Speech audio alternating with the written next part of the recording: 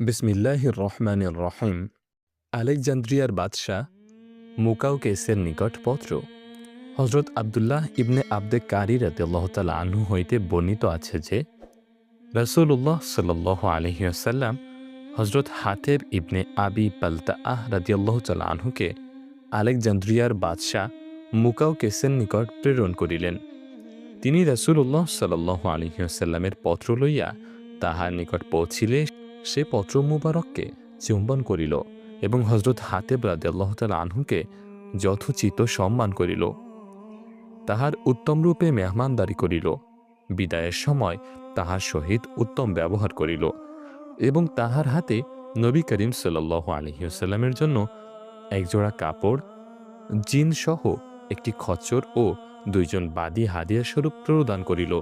বাদী দুইজনের একজন হজরত মারিয়া কিবতিয়া রাদিয়াল্লাহু তাআলা আনহা, যিনি পরবর্তীকালে হজরত ইব্রাহিম ইবনে রাসূলুল্লাহ সাল্লাল্লাহু আলাইহি ওয়াসাল্লামের মাতা হইয়াছিলেন, এবং অপরজনকে নবী করিম সাল্লাল্লাহু আলাইহি ওয়াসাল্লাম হজরত মুহাম্মদ ইবনে কায়েস আবদি রাদিয়াল্লাহু তাআলা আনহুকে দান করিয়াছিলেন। হজরত হাতেব ইবনে আবি বালতাআহ রাদিয়াল্লাহু তাআলা আনহু বলেন, রাসূলুল্লাহ সাল্লাল্লাহু আলাইহি ওয়াসাল্লাম আমাকে আলেকজান্দ্রিয়ার বাদশাহ মুকাউকেসের নিকট প্রেরণ করিয়াছেন। তিনি বলেন, আমি রাসূলুল্লাহ সাল্লাল্লাহু আলাইহি ওয়াসাল্লামের পত্র লইয়া তাহার নিকট পৌঁছিলে সে আমাকে তাহার আপন মহলে থাকিবার ব্যবস্থা করিয়া দিল। তারপর সে তাহার সকল পাত্রীগণকে সমবেত করিয়া আমাকে ডাকিল এবং বলিল, আমি তোমাকে একটি কথা জিজ্ঞাসা করিব, আশা করি তুমি আমার কথা ভালোভাবে বুঝিয়া রইবে। আমি বলিলাম, যাহা ইচ্ছা জিজ্ঞাসা করিতে পারো। সে বলিল, আচ্ছা বলো, তোমার হজরত কি নবী নহেন? আমি বলিলাম, নিঃসন্দেহে তিনি আল্লাহর রাসূল। সে বলিল, যদি তিনি এমনই হইয়া থাকেন তবে তাহার কাউম যখন তাহাকে দেশ হইতে বাহির করিয়া দিল তখন তিনি তাহাদের জন্য বদদোয়া কেন করিলেন না? হজরত হাতেব রাদিয়াল্লাহু তাআলা আনহু বলেন, আমি বলিলাম, তুমি কি হজরত ঈসা ইবনে মারিয়াম আলাইহিস সালাম সম্পর্কে আল্লাহর রাসূল বলিয়া সাক্ষ্য দাও না? সে বলিল, নিশ্চয়।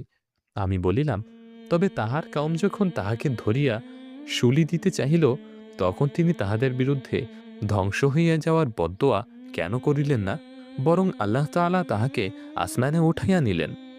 আমার এই প্রশ্ন শুনিয়া সে বলিল, তুমি অত্যন্ত বিজ্ঞ লোক, বিজ্ঞ ব্যক্তির নিকট হইতে আসিয়াছ। আমি তোমার হাতে কিছু উপঢৌকন হজরত মুহাম্মদ সাল্লাল্লাহু আলাইহি ওয়াসাল্লামের জন্য প্রেরণ করিতেছি এবং তোমার সঙ্গে একজন প্রহরীও দিতেছি, যে তোমাকে নিরাপদ স্থান পর্যন্ত পৌঁছাইয়া আসিবে। হজরত হাতেব রাদিয়াল্লাহু তাআলা আনহু বলেন, সে রাসূলুল্লাহ সাল্লাল্লাহু আলাইহি ওয়াসাল্লামের জন্য ৩টি বাদী দিল।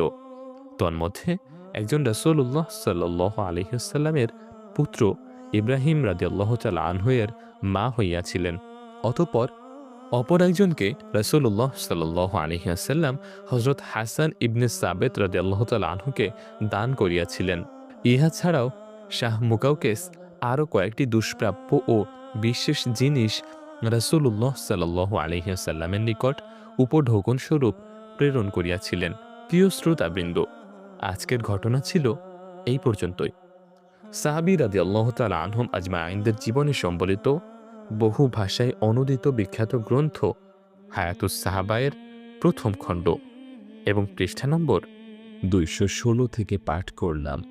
আজকের ঘটনার নাম ছিল আলেকজান্দ্রিয়ার বাদশাহ মুকাউকেসের নিকট পত্র।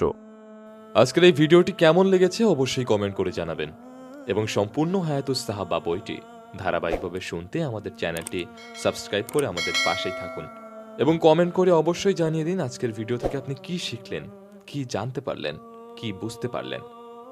এবং আজকের ভিডিওটি যদি ভালো লেগে থাকে অবশ্যই আপনার বন্ধুর কাছে, আপনার প্রিয়জনের কাছে শেয়ার করুন, যাতে তাহারাও ইসলামের স্বর্ণযুগের কাহিনী সাহাবী রাদিয়াল্লাহু তাআলা আনহুম আজমাইনদের জীবনী জানতে পারে, শুনতে পারে, বুঝতে পারে।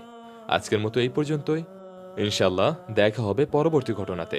ততক্ষণ পর্যন্ত ভালো থাকুন, সুস্থ থাকুন এবং আমাদের সাথেই থাকুন। আল্লাহ হাফেজ।